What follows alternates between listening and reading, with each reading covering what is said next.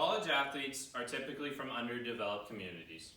20% of student athletes come from a family that makes $20,000 or less. A family. Some single person households can't make it with that little amount of money.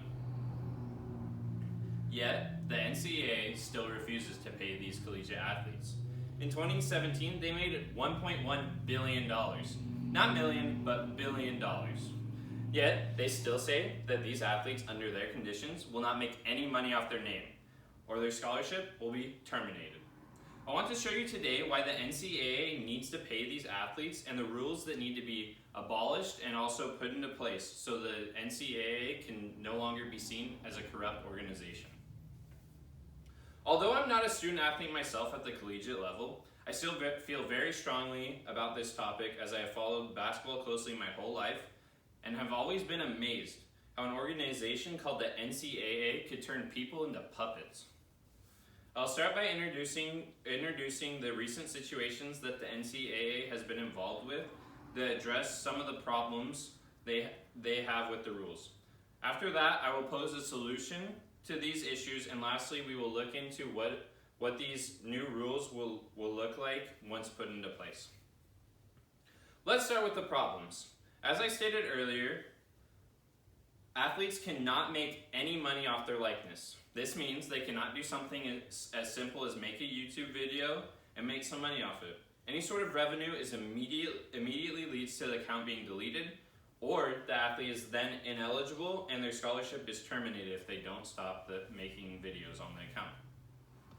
Take, for example, UCF kicker Donald De La Haye. He had his channel terminated due to the small amount of money he made, and this money that he was going to send to his mother, who helped him get to where he is today, so that their family did not go under. He wanted to help his mom just by sending that small amount of money.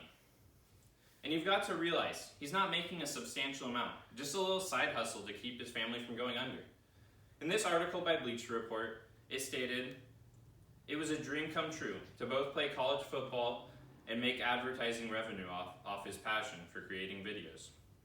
He wanted to do two things that he loved, but the NCAA stopped him from that. Now let's look at some on-court issues. Specifically, Zion. That name may sound familiar even to you non-basketball fans. The kid from Duke that blew out his Nike shoe, as you can see in this picture right here. That incident made so much news and had an economic effect, and this effect went straight to Nike, whose value dropped by over $1 billion overnight, all because some kid blew out his shoe. But it wasn't just that the shoe was blew out, it was the whole stage, two powerhouses, the Tar Heels versus the Blue Devils, on national TV, and the freshman freak Zion. If he can have that type of negative impact on a company like Nike, then why can't he make the gains as well? A large amount of the jersey sales that the NCAA makes are through Nike. They print his name on the back of the jersey and continue to not pay these athletes? Let's not forget the ticket sales, especially for major events. These include football bowl games and their national championship. But basketball has the NCAA's true moneymaker with March Madness. In 2019, the NCAA made approximately $933 million off March Madness. Yet, these athletes are still not paid. When they are the pure reason the NCAA is able to pull in this large amount of revenue. So as you can see, there's a true problem with these athletes not having the ability to make money off their likeness, and the NCAA treating athletes as marketing schemes, as we saw with Zion, and how much value he holds. But what do we need to do to correct this? Let's go into what we can implement to fix these issues. First off, these athletes just need to make money off their likeness. An athlete should be able to post their day-to-day life as an athlete. The only regulation that would be put into place is that they would not be able to record nationally televised games, as it would cross the NCAA's boundaries with television company contracts. This will lead to athletes being able to provide for themselves and their family through things as simple as YouTube videos, as we saw with the kicker Donald. Another way for athletes to get financial support is through their on-court play and what that leads to. The NCAA would create a percent-based implication to jersey sales. Let's say Zion sold 1,000 jerseys, each at $75. Each jersey costs $30 to make. That's $45 of profit, and Zion would get, say, 10%. That leads to him making $4,500, and that is how it should be, as it's his jersey that they're paying for. And what this graph represents is this is the NCAA profits with the jersey, and this is the small amount that Zion would get, and then this is the jersey cost. It's pretty obvious that Zion is not getting that big of a cut, but it's still a substantial amount of money to him. This implication needs to be in ticket sales as well, but in a team way.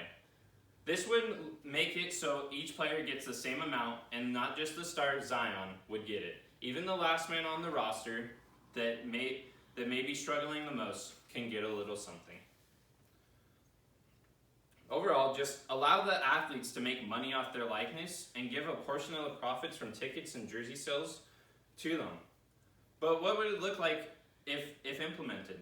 To start off, we wouldn't have to hear the national media complain about this issue, as it will finally be resolved.